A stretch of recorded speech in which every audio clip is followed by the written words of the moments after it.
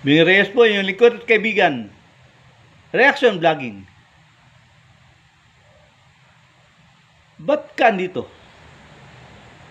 Ikaw ba'y naniniwala? O narinig mo lang sa iba? Marites ka? O totoong naniniwala ka? Reaction vlogging. Minsan, sa ating buhay, mayroon tayong mga pangangailangan. Tapos, hinahanap natin ang kasagutan sa ating pangangailangan. Yung ginagawa natin, minsan dahil lang sinabi ng iba. Halimbawa, lumapit ako sa iyo. Hindi kita personal nga kilala. Lumapit ako sa iyo. O baka may extra ka dyan 2,000. Hindi ka naniniwala nga mayroon ng pera.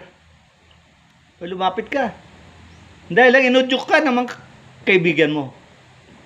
Dahil narinig mo na pinahiram ko sila. Kaya lumapit ka.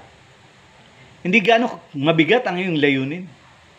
Iba yung kilala mo ako personal at lalapit ka dahil alam mo may kaya akong gawin. Nga tulong at ipabahagi ko yun sa iyo. Hindi ako maramot. Kaya ka lumapit. Yung paglapit mo, sa pangalawang pagkakataon, dahil may tiwala ka, matutulungan niya ako. May pera yan. Pangalawa, at hindi siya maramot. Kaya, lakas loob. Nga lumapit ka, hindi ka naiya. Alam mong hindi kita tatanggihan. Pangalawa, alam mong kaya kitang tulungan. At pangatlo, naniniwala ka. Nga sa iyong paglapit sa akin, hindi kita bibiguin. Ganun din po sa ating kaugnayan sa Diyos. Sa paglapit natin, una, dahil may kailangan tayo. Pangalawa, dahil naniniwala tayo nga kaya niyang tumulong. Pangatlo, may tiwala tayo nga hindi niya tayo bibiguin. Nawa, sana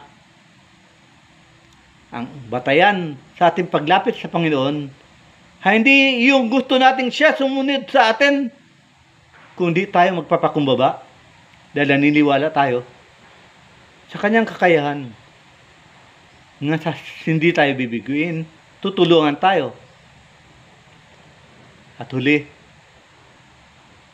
sa ating paglapit sa kanya, bukas ang kanyang